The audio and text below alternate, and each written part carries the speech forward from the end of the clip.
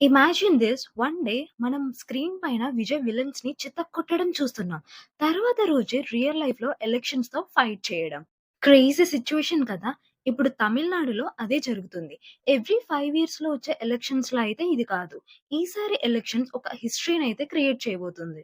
తమిళనాడులో ఇప్పుడు జరిగే ఎలక్షన్స్ విజయానికైతే దూసుకెళ్లనిస్తుంది.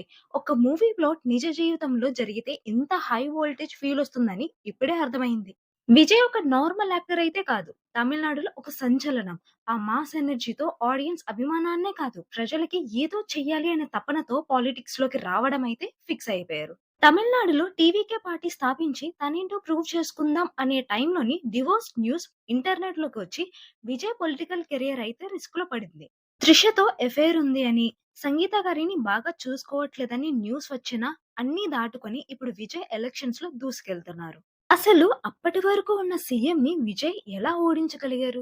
దీనికి ఆన్సర్ అయితే చాలా ఈజీ. ఫ్యాన్స్ లాయల్టీనే దానికి రీజన్.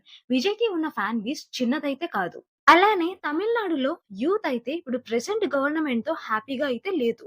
అండ్ మేబీ తన rumoured girl friend. Vijay election start అయినప్పటి నుంచి త్రిష కూడా లైమ్‌లైట్ లోకైతే వస్తూ ఉంది. నాకైతే 'పుష్ప 2' సీన్ అయితే గుర్తొచ్చింది. స్వామి ఒక్క ఫోటో అడిగితే సీఎంనే మార్చేస్తున్నావు ఏం స్వామి నువ్వు? సో విజయ్ గనక గెలిస్తే తమిళనాడు ఫ్యూచర్ బావుండాలనే మనందరం కోరుకుందాం. ఈ వీడియో పైన మీ ఒపీనియన్స్ ని ప్లీజ్ కామెంట్ సెక్షన్ లో షేర్ చేసుకోండి. అండ్ ఇలాంటి మరిన్ని వీడియోస్ కోసం please subscribe to limelight lab. Thank you.